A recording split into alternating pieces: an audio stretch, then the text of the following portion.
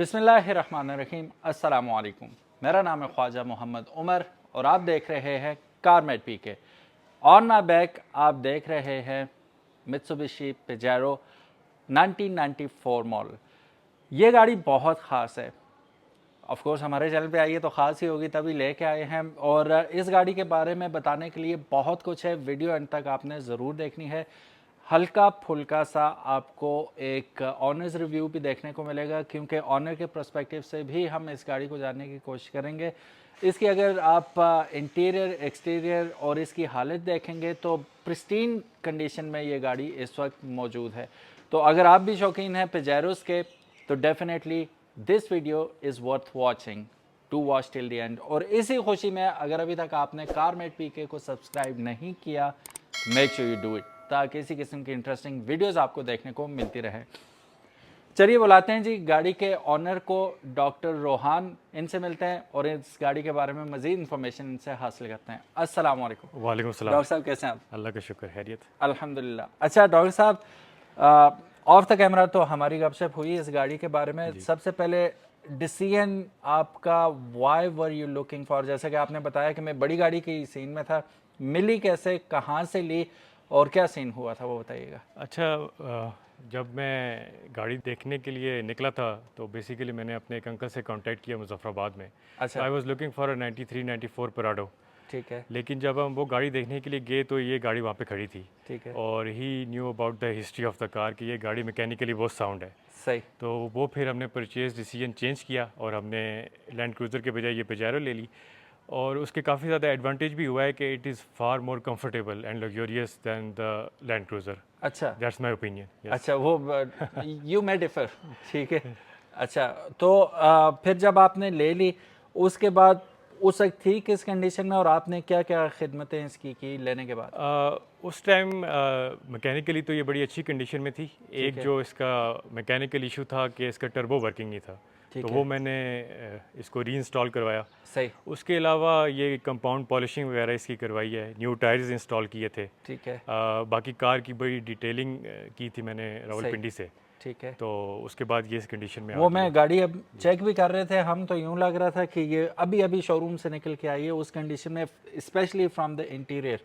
तो ये लग रहा था कि डिटेल हुई हुई है और अच्छी खासी डिटेलिंग, सही वाली डिटेलिंग हुई हुई है इसकी।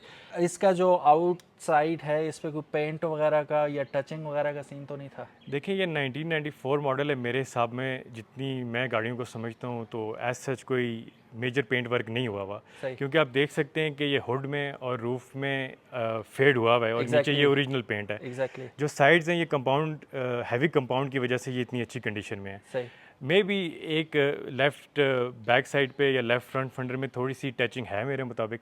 ठीक है। लेकिन अदर देन दैट इसमें कोई as such major paint work नहीं हुआ हुआ।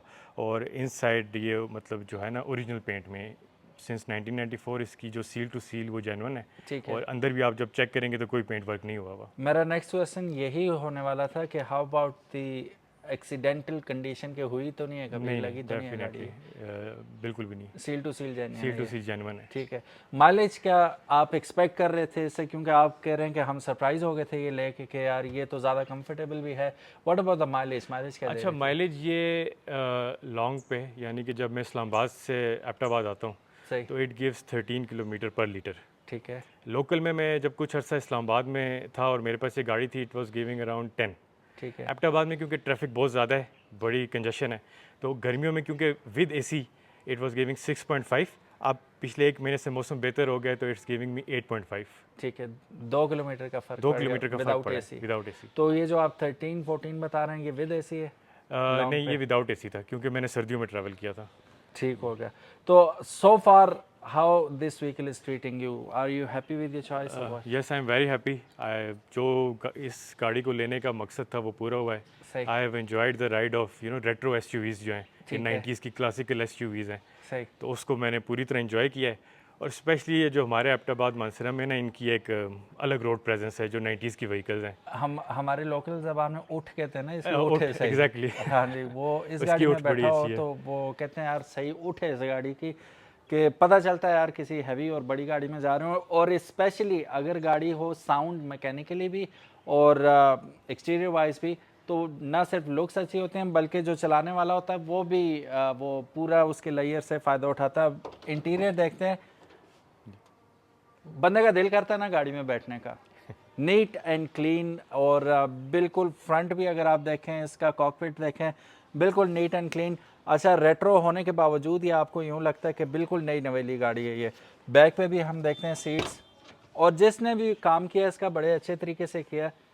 कम ही गाड़ियाँ आपको इस कंडीशन में मिलती हैं। अच्छा डॉक्टर साहब, इसका एक और बड़ा मसला होता है ना, पुरानी गाड़ियाँ जो बड़ी गाड़ियाँ हैं स्पेशली, उनमें एक सीन ये होता है कि ये जो अब इसका मून रूफ है या सन रूफ आप इसे बोल लें, it tends to leak after some time. इसकी वॉशर्स वगैरह या आप गैस किट के लें जो लगी हुई होती है ऊपर, वो लीक होना शुरू हो जाती है। इसके बारे में क्या सीन अच्छा, जो इसका जो सील्स है ना वो बिल्कुल इंटैक्ट है, ठीक है, तो ये ऐसा जो आपको प्रॉब्लम नहीं देता जब आप गाड़ी ड्राइव कर रहे हैं। Even in heavy rainfall problem नहीं है। अलबत्ता ये जिस तरह पिछले कुछ वर्षों में बहुत तेज़ जो बारिश हुई है ना, तो इसकी एक ड्रेन क्लॉग हो गई थी, तो उसकी वजह से थोड़ी सी सीपेज हुई है कि जस्ट जो रूफ की आपकी जो फैब्रिक है ना वो थोड़ा सा वेट हुआ था, लेकिन ऐसा ड्रिप या लीकेज नहीं हुई। नहीं, ओके। तो वो उसका क्या रेक्टिफाई किया आपने, हल क्या किया? अभी उसका हल यही था कि आपने ड्रेन को जो क्लॉग थी ना उसको ओपन करवाया है। ठीक है, अभी ये कि दोबारा बारिशें हुई नहीं है, तो विल सी के काम सही जब होंगी तो पता चल जाएगा। लेकिन ये कि मैंने जब इसको वॉश करवाया था तो उसमें भी क्योंकि काफ़ी प्रेशर से पानी देते हैं, सही, तो कोई प्रॉब्लम नहीं हुआ। फिर दोबारा वो वेट भी नहीं हुआ? नहीं हुआ, वेट नहीं हुआ। Very good, okay. सो ये चीज़ भी क्लियर होगी कि ये इसका जो रूफ है इंटैक्ट है, सील्स प्रॉपर अपनी जगह पे हैं। वो क्लॉग आपकी गाड़ी के साथ भी अगर ऐसा मसला है तो वो क्लॉग चेक करवा दें कि वो क्लॉग तो नहीं हुई हुई। अगर हुई हुई है वो रुकावट हटा दें, वो उसका जो ड्रेनेज सिस्टम है सही हो जाएगा, फिर मोस्ट प्रॉबेबली आपका मसला हल हो जाएगा। अच्छा डॉक्टर साहब, टायर्स में इसके देख रहा हूँ जी, बड़े ज़बरदस्त ब्रांड न्यू कंडीशन में, ये हैं भी ब्रांड न्यू, क्या सीन है? हाँ जी, ये बिल्कुल ब्रांड न्यू टायर्स हैं, 2024 के मैन्युफैक्चर्ड हैं। ठीक है, it is a Chinese brand, but ये बहुत सॉफ्ट कंपाउंड टायर है, तो बड़ा अच्छी क्वालिटी का टायर है और ऑल टेरेन टायर है। ठीक है, तो वो हार्डनेस आपको फील नहीं होती? नहीं, बिल्कुल भी नहीं। इसकी वजह से ना जो ड्राइव की कंफर्ट और स्मूथनेस है वो बहुत ज़्यादा बढ़ गई है, और अभी इंशाल्लाह जब आप भी इसको ड्राइव करेंगे ना यूल सी कि काफ़ी स्मूथ ड्राइव है इसकी। ठीक है। अच्छा, यहाँ पे आप लोगों ने बताना, क्योंकि जिस कंपनी में हम उठते बैठते हैं ना, हमारे दोस्त यार, हमारा जो डिसीजन मेकिंग होती है उसमें बड़ा अहम रोल अदा करते हैं। तो आप भी बताइएगा कि आप किस साइड पे हैं, चाइनीज़ साइड पे या जापानीज़ साइड पे? मैंने भी जब भी कभी लगवाए चाइनीज़ टायर ही लगवाए हैं, गिवन द फैक्ट कि वो थोड़े नरम भी होते हैं, ठीक है। और दूसरा, जितना लोग कहते हैं चलते नहीं है, मैंने तो 2-2 साल चलाए हैं, परफेक्ट ही चलने हैं, मुझे तो कभी कोई शिकायत हुई नहीं है। तो डॉक्टर साहब ने वो उसी चीज़ को एंडोर्स कर रहे हैं कि यार चाइनीज़ होने के बावजूद इट वर्क्स प्रॉपरली, और आप जिस मकसद के लिए बने वो पूरा अदा कर रहे हैं, और नरम होने की वजह से टेंशन नहीं है, वो स्टिफनेस नहीं आती गाड़ी में, राइड में। तो मेरा ख्याल है इनफ सेट, चलते हैं इसकी टेस्ट राइड पे और बाकी गपशप चलते चलते करते हैं। सो गाइस, हम लोग आ चुके हैं गाड़ी के अंदर and we are going for a small test ride. इसमें काफ़ी सारी चीज़ें हैं। एज अ पैसेंजर पर्सपेक्टिव भी मैं आपको बताऊंगा, पर्सपेक्टिव के मेरा क्या सीन है, बैठ के एंजॉय कर रहा हूँ, कोई कमी कोताही नज़र आ रही है, और एज अ ड्राइवर भी मैं थोड़ी देर तक ड्राइव करके आपको बताता हूँ। अच्छा डॉक्टर साहब, एक चीज़ बैठते ही एहसास हो रहा है, गाड़ी no doubt neat and clean है सब कुछ। जो हमें पुरानी गाड़ी से एक्सपेक्टेशन होती है ना, कुछ यहाँ पूरी हो रही है कि ये जालियाँ मैं देख रहा हूँ यहाँ पे टूटी भी नज़र आ रही हैं, तो ये क्या सीन है? हाँ जी, बिल्कुल ऐसे ही है, क्योंकि 1994 मॉडल है, काफ़ी पुराना इंटीरियर है, तो ये बस वेयर इंटीरियर की वजह से टूट चुके हैं। अलबत्ता मैंने ये पेशावर से सोर्स कर लिए हैं। अब इंशाल्लाह जब मुझे फ्री टाइम मिलेगा तो मैं इनको री इंस्टॉल कर दूंगा। तो वो अभी तक री इंस्टॉल ना करने की वजह वक्त की कमी थी, या वो खौफ है कि यार ये खड़खड़ना शुरू हो जाए इसकी? हाँ, एक्चुअली दोनों आप रीजंस कह सकते हैं। एक तो थोड़ा सा टाइम भी नहीं मिल रहा, दूसरा एक डाउट ये भी है क्योंकि अभी ये बड़ी प्रिस्टीन कंडीशन में फिक्स हुआ हुआ है। अभी आप भी ऑब्जर्व करेंगे कि ये साउंडलेस इंटीरियर है। जी जी, वही।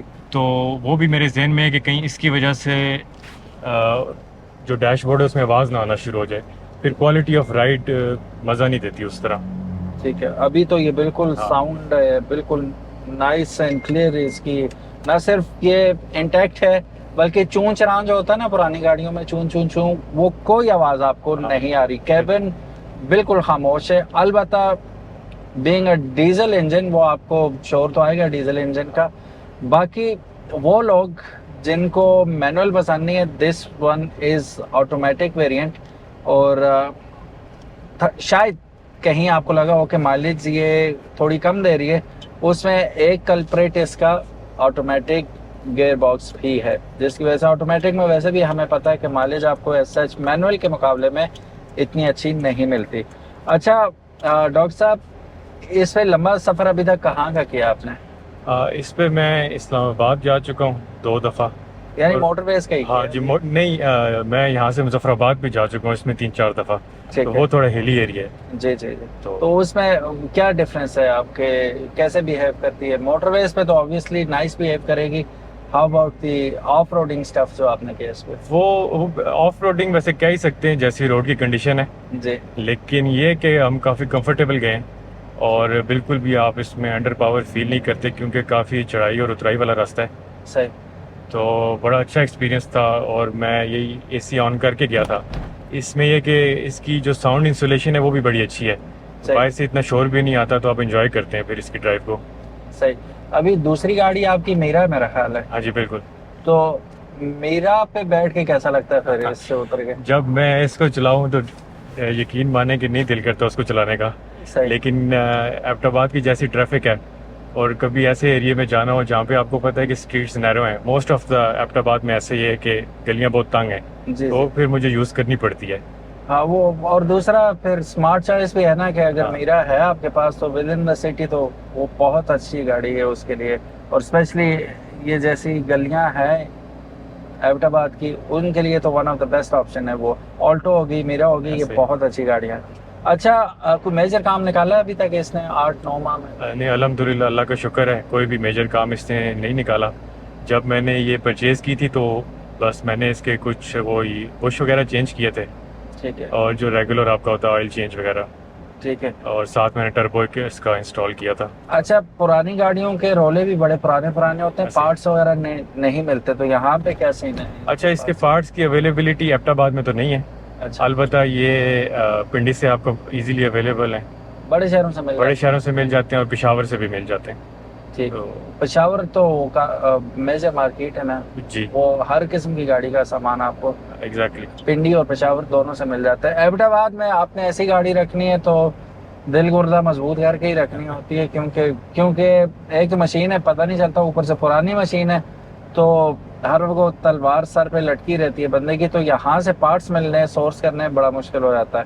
खैर अब तो पिंडी करीब ही है, 1.5 घंटे की ड्राइव पे ऐसे। वहाँ से हो ही जाता है कुछ ना कुछ। अच्छा मेरा ख्याल है कि मैं जंप इन करता हूँ ड्राइविंग साइड पे, और ये थोड़ा सा आगे लगा लेते हैं, तो फिर मैं आपको अपना ड्राइविंग एक्सपीरियंस थोड़ा सा बता देता हूँ। उसके बाद हम इनसे बड़ा इंपॉर्टेंट क्वेश्चन करने वाले हैं, जो मकसद था आज की वीडियो बनाने का। ये मकसद भी था कि कितनी साफ गाड़ी है, और इस कंडीशन में गाड़ियाँ मिलनी बहुत मुश्किल है। स्पेशली 94 का क्या मतलब है, 30 साल पुरानी गाड़ी है ये। और आप यकीन करें, again I am telling you, sitting in this car देख के लगता नहीं है कि ये 30 साल पुरानी है, नहायत शरीफाना तरीके से रखी हुई है। अच्छा डॉक्टर साहब, हाउ अबाउट इट्स सस्पेंशन, वो जो स्टिफनेस लेवल्स वगैरह इसके होते हैं वो काम कर रहे हैं? हाँ जी, एग्जैक्टली, वो वर्किंग में इस टाइम ये सॉफ्ट सस्पेंशन मोड में है। ये मीडियम भी हो सकती है और ये हार्ड भी हो सकती है। ठीक है। उसके अलावा ये 80 मोड होता है कि जो ट्रांसमिशन को लॉक करता है जब आप ज़्यादा चढ़ाई या उतराई वाले रास्ते में हो, और इसका 4x4 भी वर्किंग है। ठीक है। 4x4 का भी कभी कभी बहुत ज़्यादा इशू आता है टोयोटा की गाड़ियों में, तो अब वो नई गाड़ियों में इतने इशू आ रहे हैं आजकल। एक वो बनी हुई भी है जुनैर की, काफ़ी सारी वीडियोस आ रही हैं, उसका 4x4 लॉक हो जाता था, वो निकलता नहीं था। इसका तो ऐसा कोई सीन नहीं होता? नहीं, अभी तक तो मुझे कोई ऐसा इशू नहीं हुआ, और टू बी ऑनेस्ट मैं बहुत ज़्यादा ऑफ रोडिंग करता भी नहीं हूँ, तो मैंने इतना इंगेज भी इसको नहीं किया। अच्छा, लेकिन एंगेज किया है वैसे कभी? एक दफ़ा किया है और अच्छा। It's properly working. और एक दफ़ा जब मैंने ली थी तो मैंने इसका चेकअप करवाया था, तो सही। दे सेड के 4x4 बिल्कुल ठीक है, वो इंगेज हो रहा है। लेकिन मैं ऐसा जो ऑफ रोडिंग पे जाता नहीं हूँ, तो मुझे ज़रूरत नहीं पड़ी। ट्यूनिंग कॉस्ट क्या है इसकी? इसकी जो इंजन में जो आपका इंजन ऑयल डलता है ना, वो आई थिंक अराउंड 6.5 लीटर्स है। ठीक है। और बाकी जो रेगुलर ट्यूनिंग होती है, और ऐसे जिसमें वो फिल्टर्स तो होते नहीं है, दूसरे एसी फिल्टर इसमें है नहीं है, सही। और ऑयल एयर फिल्टर आपका वो क्लीन हो जाता है, वो मेटालिक है। It cost around 9,000। 9,000। हाँ, वो फिर 5,000 किलोमीटर या 6 मंथ्स जो भी पहले आ जाए उस पर आपको इसकी मेंटेनेंस करनी पड़ती है। इट्स नॉट दैट एक्सपेंसिव कि जितनी ये बड़ी गाड़ी है। नहीं नहीं बिल्कुल, मेरी गाड़ी को उसने मैंने करवाया है 12 नहीं जी 14,000 रुपये अभी भी मेरे पास पड़ी हुई है, लेकिन मैंने वो ऑयल दूसरा जर्मन ऑयल डलवाया था, प्रीमो, वो डलवाया था। उस वजह से वो ही बड़ा कॉस्टली है, मेरा ख्याल है 8,000 रुपये का तो ऑयल है सिर्फ। तो डिपेंड करता है। वैसे आप कौन सा ऑयल डालते हैं इसमें? मैं वो जिक वाला डालता हूँ। जिक डालते हैं, ठीक। ये थी किसके पास ही जब आपने लिए गाड़ी? ये बेसिकली कार थी जो आज़ाद कश्मीर सुप्रीम कोर्ट के रजिस्ट्रार हैं, ये उनकी गाड़ी थी, अच्छा, उनसे फिर हमने ली। तो जाहिर है वो फिर सरकारी खातों में उन्होंने बड़ा ज़बरदस्त करके रखा हाँ, होता तो है। इसीलिए ना इसकी जो मैकेनिकल मेंटेनेंस थी वो बहुत आउट क्लास थी। ठीक है, तो वो इतनी ज़्यादा टेंशन लेने की ज़रूरत नहीं पड़ी। आपका खर्चा कितना हुआ है लेने के बाद इस पे? लेने के बाद और क्या क्या खर्चा हुआ? बेसिकली जो टर्बो का काम था, जी, उसके साथ साथ कुछ जो मेन सील्स थी उनका काम था। ठीक है। फिर मैंने जितने इसके बुश थे वो सारे चेंज कराए, टायर्स भी नए लगे, फिर ये इंटीरियर के जितना सफाई और ये सीट कवर वगैरह हैं, तो अराउंड अबाउट 5 से 6 लाख का खर्चा मेरा इस पे हुआ था जब मैंने ली थी। लेने के बाद 5 जी, से 6 लेने लाख के बाद। रुपए का खर्चा हुआ था। तो अब कोई काम है इसमें ऐसा कि नहीं, required हो? इस टाइम मेरी नज़र में इसका बिल्कुल भी कोई काम नहीं है। अच्छा, अक्सर होता है ना गाड़ी बेचते वक्त तो बंदा कहता है यार हमारी तरफ से ओके, बाकी तुम खर्चा करना चाहो तो 10 लाख भी कम है। वो तो देखें आप, जितना गाड़ी को बेहतर करना चाहें आप कर सकते हैं, लेकिन आई थिंक इस टाइम पे इट्स परफेक्ट। ठीक है, it doesn't need anything to be done भाई। एग्जैक्टली। ओके। अच्छा डॉक्टर साहब, एक चीज़ आप मिस कर गए हैं। अच्छा। आपने इसका टेप वही रहने दिया जो था। हाँ, ये मैंने अपनी मर्जी से चेंज नहीं करवाई, क्योंकि ये आप देखें ये मित्सुबिशी की ओरिजिनल है, जी, तो ये जो इसकी सारा इंटीरियर की सेटिंग है ना, इसके साथ ये मैच करता है। ठीक है। मैंने फिर इसको चेंज नहीं करवाया। वो एक्स्ट्रा स्क्रीन वगैरह भी नहीं लगवाई नहीं आपने? लगाई, वैसे वो आजकल इधर ऊपर लग सकती है, जी, लेकिन वो भी फिर बड़ा वही रेट्रो 90 वाला स्टाइल है, तो मैंने उसको चेंज नहीं किया। सही। और ये गेजेस वगैरह बिल्कुल सही काम कर रहे हाँ, हैं? ये गेजेस वर्किंग में इस टाइम, वो टेम्परेचर भी बता रहा है, साथ कंपस है, एल्टीमीटर है, सारे वर्किंग है। ठीक हो गया, वेरी नाइस। अच्छा, मैं खुद ऑटो ही गाड़ी चला रहा हूँ तो मुझे टू बी वेरी ऑनेस्ट, मैं आपको सही सही बता रहा हूँ, इतना ज़्यादा फ़र्क नहीं लग रहा कि मैं बड़ी जायंटिक गाड़ी में बैठा हूँ। It behaves very nicely. और वो जो आपको एक आवाज़ आती है ना टर्बो की, वो हाँ। बड़ी फैसिनेटिंग अभी कर एग्जैक्टली। ये सही एक्साइट करती है बंदे को। अच्छा डॉक्टर साहब, मुझे ये बताइएगा कि क्या प्रोग्राम है ये, फॉर सेल है, क्या सीन है इसका? हाँ जी, ये गाड़ी इस टाइम फॉर सेल है। तो क्या आप डिमांड क्या कर रहे हैं? वैसे मार्केट के बारे में भी बता दें और अपनी डिमांड के बारे में भी। अच्छा, मैं आप लोगों को ये बात बताता चलूँ, मैं अक्सर भूल जाता हूँ ये बताना कि हम जिस इलाके में रहते हैं यहाँ के रेट्स डिफरेंट होते हैं लाहौर कराची से। एग्जैक्टली। क्योंकि अक्सर लोग मुझे कहते हैं अबे कराची में तो ये इतने की मिल जाती है, लाहौर में। अब लाहौर डिफरेंट है कराची से, इनकी प्राइसेस में भी फ़र्क है। हम चूंकि अप नॉर्थ रहते हैं तो हमारे इलाके में थोड़ी सी ये गाड़ियाँ महंगी होती हैं। तो अभी जैसे कि आप सुनेंगे डॉक्टर साहब क्या डिमांड रखते हैं आपके सामने, तो हो सकता है कि आप बोलें यार ये तो नो डाउट गाड़ी भी अच्छी है सारा कुछ, लेकिन प्राइस बहुत ज़्यादा है। तो यहाँ पे आपको मिलेगी भी इतने की, बिकेगी भी इतने की। यहाँ पे लेने और देने का नुकसान नहीं होता है सच। अगर यहीं पे आप गाड़ी खरीद रहे हो, यहीं पे सेल करेंगे तो आपको ऐसा नुकसान नहीं होता। लेकिन अगर आप कराची से, लाहौर से ये वीडियो देख रहे हैं तो आपको हो सकता है स्टूपिड किस्म की ये डिमांड लगे या आपको बहुत ज़्यादा लगे, लेकिन हमारे इलाके के हिसाब से इट्स राइट। अब सुनते हैं क्या प्राइस है। जी डॉक्टर साहब, अभी डिमांड क्या कर रहे हैं आप? अच्छा, इसकी डिमांड है 32,50,000 रुपये and it is negotiable. Negotiable ji. और मार्केट वैसे क्या चल रही है और आपकी इस डिमांड की क्या वजह है? अच्छा, मार्केट में वैल्यू जो है वो अब आप जब सर्वे करेंगे ना, तो वो 24 लाख से लेके तकरीबन 38 लाख तक डिमांड है इस मॉडल, इस वेरिएंट की। क्योंकि ये डीजल वाला वेरिएंट है तो इनकी जो इंजन परफॉर्मेंस है वो भी अच्छी है। इसमें 4M40 इंजन है, 2.8 डीजल इंटरकूलर टर्बो, तो उसकी पेट्रोल वाली गाड़ी के मुकाबले में डिमांड ज़्यादा है। प्लस जो फैक्टर है कि इसकी नीट एंड क्लीन कंडीशन है, इसकी प्रिस्टीन कंडीशन है, मैकेनिकली भी और एस्थेटिकली भी, ठीक है। तो इसलिए आपको लगेगा कि इसकी डिमांड इतनी है। लेकिन आपको लगता है कि ये बिल्कुल जायज़ डिमांड कर रहे हैं आप? I think so, yes. Okay. और दूसरी बात ये बता दें हल्की फुल्की कि ये कितनी नेगोशिएबल है, ताकि लोग अगर आपको कॉल करते हैं तो वो जहन में रखें कि यार बात बन जाएगी हमारी।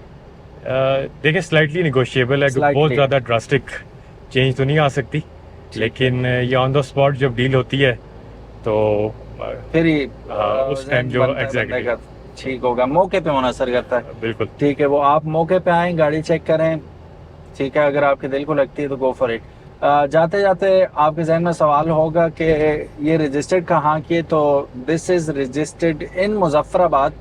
मुजफ्फराबाद आज़ाद कश्मीर का नंबर है। अच्छा डॉक्टर साहब, कोई टेंशन तो नहीं होती मुजफ्फराबाद के नंबर की, टोकन भरने ये वो? नहीं, कोई भी प्रॉब्लम नहीं है, गाड़ी मेरे अपने नाम पे है और ठीक है। टोकन टैक्स इसके 2025 दिसंबर तक पेड है, तो कोई भी ऐसा इशू नहीं होता, इजीली गाड़ी आप अपने नाम पे ट्रांसफ़र करवा सकते हैं। टोकन है कितना इसका? टोकन का मुझे अब एग्जैक्ट आइडिया नहीं है, लेकिन काफ़ी कम है क्योंकि पुरानी गाड़ी हो चुकी है, क्योंकि मैंने जब अपने नाम रजिस्टर कराई थी तो वो पूरा जो प्रोसीजर हुआ था ना, अब मुझे उसकी कॉस्ट मेरे जहन में एग्जैक्टली मुझे याद नहीं है, बट इतना ज़्यादा टोकन टैक्स नहीं है इसका सही हो गया। As compared to the engine size. और इस्लामाबाद वगैरह से तो सस्ता ही हो गई है। डेफिनेटली सही होगा। सो गाइज, ये थी आज की वीडियो। उम्मीद है ये गाड़ी और ये वीडियो आप लोगों को पसंद आई होगी। मैं ड्राइविंग एक्सपीरियंस क्या बताऊं, I am having a blast. बहुत बहुत मज़े की रिस्पॉन्सिव गाड़ी है, मज़ा आ रहा है चलाने का। अब ये देखिएगा, ये ठीक है, और क्या चाहिए। ठीक है, thank you so very much guys. If you are a Pajero lover, hit the like button और चैनल को सब्सक्राइब करना मत भूलिएगा। डॉक्टर साहब, thank you so very much ji for your time, Thank you so and आप लोगों का भी वीडियो देखने का बहुत शुक्रिया। अपना ख्याल रखिएगा। अल्लाह हाफिज़, अस्सलाम वालेकुम।